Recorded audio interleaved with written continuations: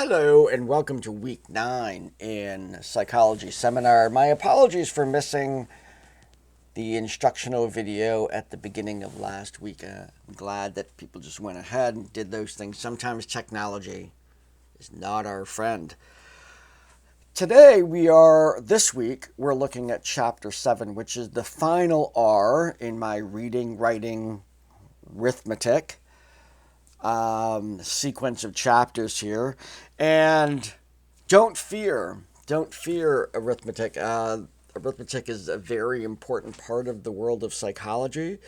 It manifests mostly in the field of statistics. Science gathers data, and when we have lots of data, it's hard to intuitively look at that data and be able to figure out if there's any patterns or trends or significant results. So we rely on a special field of mathematics called statistics that allows us to both describe the data that we have using descriptive data, but also allows us to do some prediction, some understanding of what does it take for us to put together cause and effect, those kinds of relationships. So as we're looking at this at the beginning of your degree in psychology, the discussion is actually going to focus on a little bit about a movement that's happening here in the United States, and that is a movement centered around the idea of populist psychology or populist politics, meaning somehow the perception that science is trying to make things more complicated when the answers are very, very simple. And I cannot imagine a more destructive point of view. Granted, there are some times where solutions are very simple. You're in a really, really, really negative situation. A bet you hate your job, I guess I wouldn't say that those are simple. There's hardly ever a simple solution. There's always complexities to it. And science provides a tool to be able to take individual perspective out of the equation and to be able to find out what is the truth, what is the real reality that's going on, what is the best solution of numerous solutions for a particular problem. And I think anybody that's trying to say, this is the way it is, unless they're really saying, this is my opinion, they're basically trying to get you to vote for them or they're trying to get money from you. There's really no easy way to take on these kinds of things. The problem with the current wave, as well as previous waves of populism throughout the world, is sort of a distrust in science. And so the discussion really focuses on what are your experiences out there in the world, on the web, with relatives, with friends, and whatnot, in terms of feeling like science is trying to pull the wool over people's eyes or something like that. And it is truthfully, science is probably going to be the one that's going to, that we would turn to come up with some of these answers of incredibly complex problems: poverty, immigration, abuse, mental illness. Those problems are not going to be solved by gut reaction. They're going to be solved by science. Let's have a discussion about that. The assignment is probably going to be the little thorn in your side this week. Primarily because when I designed this assignment and numerous assignments, this is in Introduction to Psychology, it's in my biopsychology class, it's in research methods, obviously. The assumption that I am making when I introduce students to the use of Excel to conduct statistical analysis is that you have a computer, not a tablet, although there's some exceptions to that you have a computer and you have Microsoft Excel downloaded onto that computer as an application. That's what we used to give here at KVCC. You used to be able to get the whole shebang to download those things to your computer. The feature that I use within Excel is available really, as I know it, on the computer version of that software. The exception to that is the Surface tablet. The Microsoft Surface tablet is actually running Windows. It's actually running a full version. You have to, you can download that full version of Excel and it runs it right on there. And all the things that I talk about in terms of accessing those features within Excel are all right there.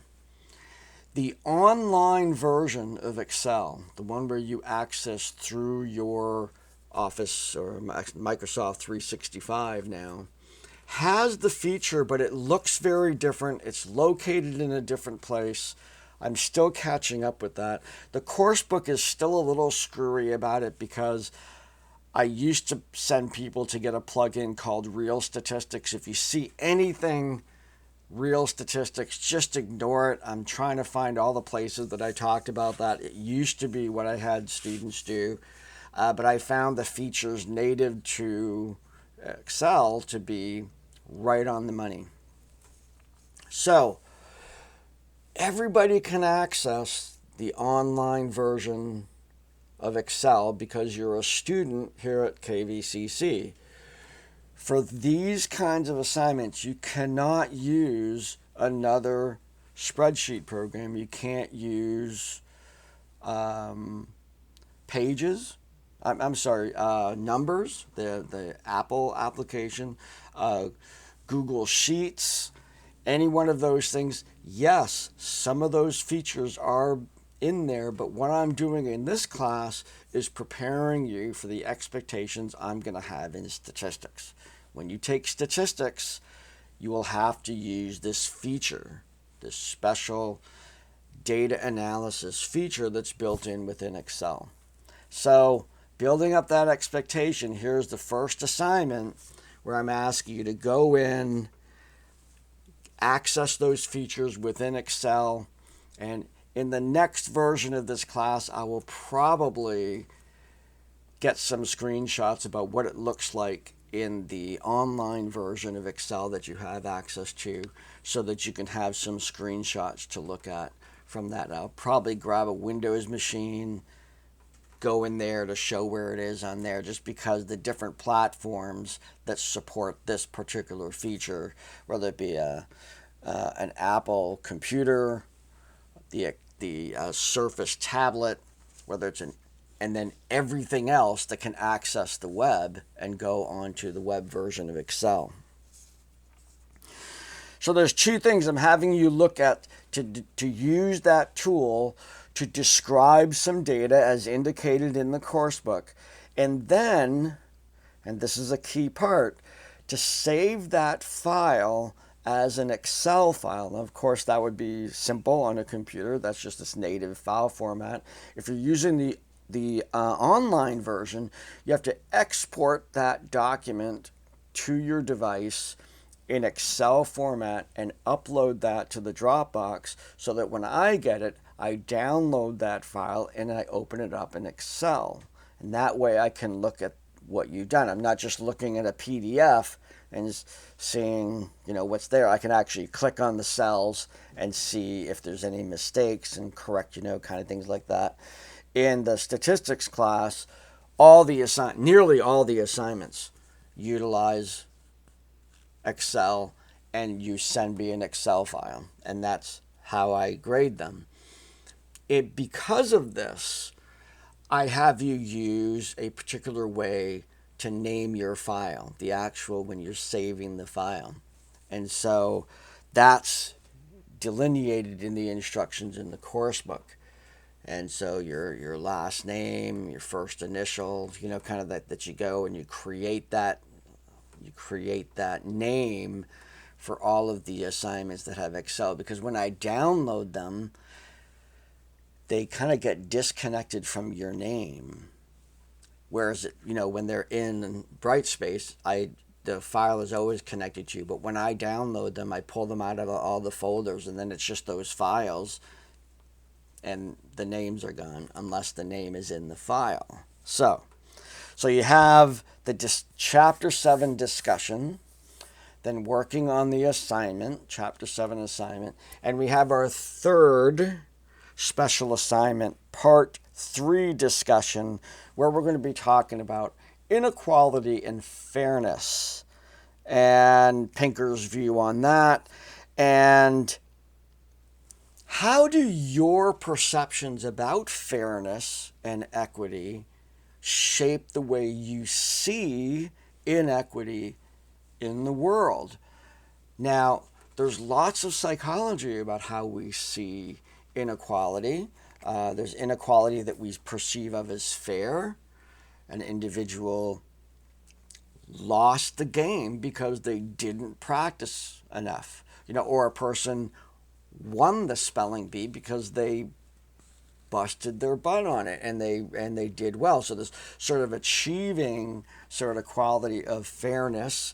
But then we have this other sense of, well, what if they cheated, or if you find out that somebody cheated, or they had inside information, they knew what words were going to be asked in the spelling bee, and were affronted by that's not fair, nobody else had that, you're not supposed to cheat on those kinds of things. And then there's the concept of how we perceive our own failure and other people's failure. And there's a concept called the fundamental attribution error, which is a constant in human cognition. It can be avoided definitively, but there's a pretty substantial evidence that when we experience failure ourselves, we are more likely to attribute that failure to external causes.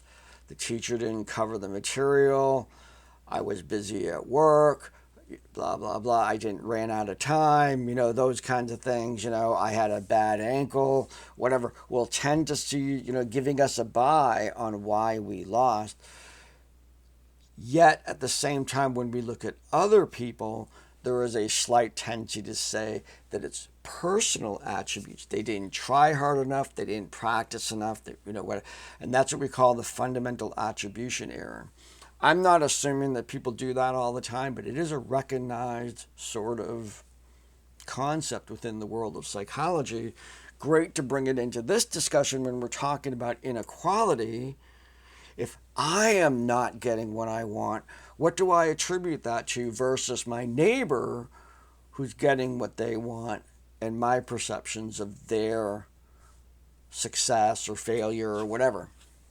So an interesting discussion to get into, not only, in terms of how Pinker's approaching this, but just understanding the way we view inequality, one of the major constructs within our world. Big, huge part of both psychology and sociology, the study of individual difference. And so, okay, so that's it for this week. That's our class. So get into this material quickly. Get into whatever version of Excel that you want. The easiest thing to do with the assignment is to find a computer that has Excel on it. Find a computer that has Excel on it that you can use when you take statistics. You don't have to go out and borrow one, or buy a cheapy one. Make sure it has Excel on it. It's not a very heavy, intensive application. Very lightweight computers can use it. Not Chrome, obviously, but a lightweight Mac or a used computer, no problem. Has those features for years. This is not the newest updated thing. So if you can just find a computer that has Excel on it, it's way better than any other way to do this, and just use that for statistics. I actually, myself, I have a computer that I use when I'm doing statistical analysis. I send all my data to that one. It has the stuff that I use on that computer. And that's because I use some heavy duty software and I don't want it, gumming up the works on my regular computer. So, okay, so that's it for this week. Have a great week. I will see you online and take care.